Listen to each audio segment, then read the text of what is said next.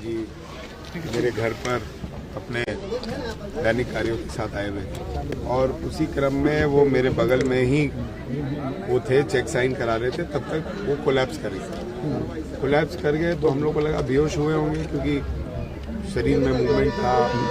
तो मैंने उनको तुरंत उठाकर और अपने गाड़ी से हम लोग ने अपने कार्यकर्ताओं के साथ उन्हें सेंट्रल हॉस्पिटल ढोरी भेजा। सेंट्रल हॉस्पिटल ढोरी में जो सीएमओ है उसकी लापरवाही साफ दिखाई देती है और वो प्राइवेट प्रैक्टिस करते हैं। 600 रुपया प्रत्येक व्यक्ति से लेते हैं और प्रत्येक दिन उनके घर में लाइन लगी रहती है।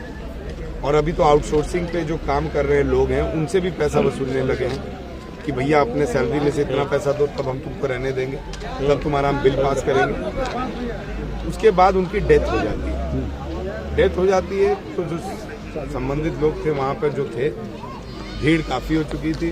उनको बोला जाता है सर एम्बुलेंस से डेड बॉडी को मानवता के नाते छोड़वा दिया जाए। और सीसीएल तो 1948 पार्लियामेंट्री एक्ट ही बना था लोगों के सेवा के लिए।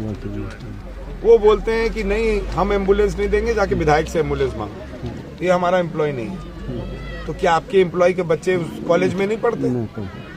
जिसने इतने कॉलेज के बच्चों को पढ़ाया, वहाँ का प्राचार्य आज हम लोग के बीच में नहीं रहा, आप उसके शरीर के साथ अपमानित करने का काम कर रहे हैं।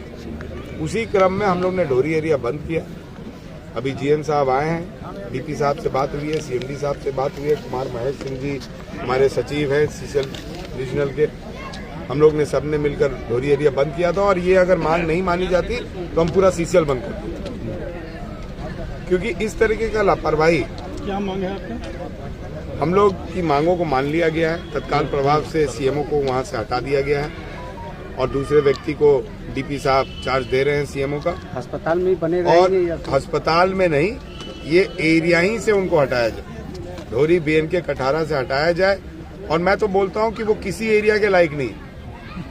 पनिशमेंट कहाँ दिया जाता है वो अधिकारी जानते हैं, सीएमडी जानते हैं, डीपी जानते हैं। उसको तत्काल प्रभावित क्षेत्र, तत्काल प्रभाव से जो सबसे खराब क्षेत्र हो वहां पे पनिशमेंट के तौर पर उसको भेजा जाए, ताकि वो जो प्राइवेट प्रैक्टिस का दौर चालू किए हुए हैं और सीएमओ होके चालू किए हुए हैं वो सबके लिए एक सबक बन सके। भैया अस्पताल में सीएमओ के हटने के बाद और भी बहुत सारा व्यवस्था है उसमें सुधार। निश्चित तौर पर मेडिकल के नाम पे भी कहीं ना कहीं 15,000 रुपये लिया जा रहा है। सब पे लिया जा रहा है। मैं तो बोल रहा हूँ ना, मैं तो वही मीडिया को भी बताने का कि आरएन झा के आने के बाद अस्पताल में घूसखोरी चरम सीमा पर है।